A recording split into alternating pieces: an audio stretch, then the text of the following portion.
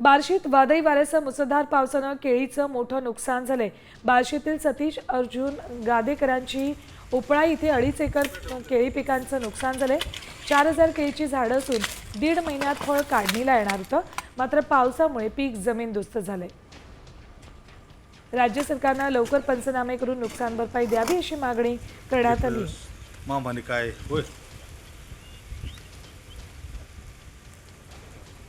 काल रात्री 7-7:30च्या दरम्यान पावसाचा योग चालू झाला व थोड्याच वेळात चक्रीवादळाचं स्वरूप तयार झालं आणि त्या चक्रीवादळात माझी 4000 झाडं सगळी उद्ध्वस्त झाली। साधारण ह्यासाठी किती खर्च झालेला होता तुमचा आतापर्यंत? यासाठी आतापर्यंत 4 ते 5 लाख रुपये खर्च झालेला आहे। बरं, आता हे पीक किती दिवसानंतर निघणार होतं? हे पीक 2 महिन्यानंतर चालू होत होतं। बरं, पूर्ण होत आलेली होती। बरं, आता आता 2 महिन्यानंतर चालू होत होतं। बरं, या पिकातून साधारण तुम्हाला किती उत्पन्न मिळणं अपेक्षित होतं? 20 ते 25 लाख रुपये उत्पन्न मिळू शकत होतं। बरं,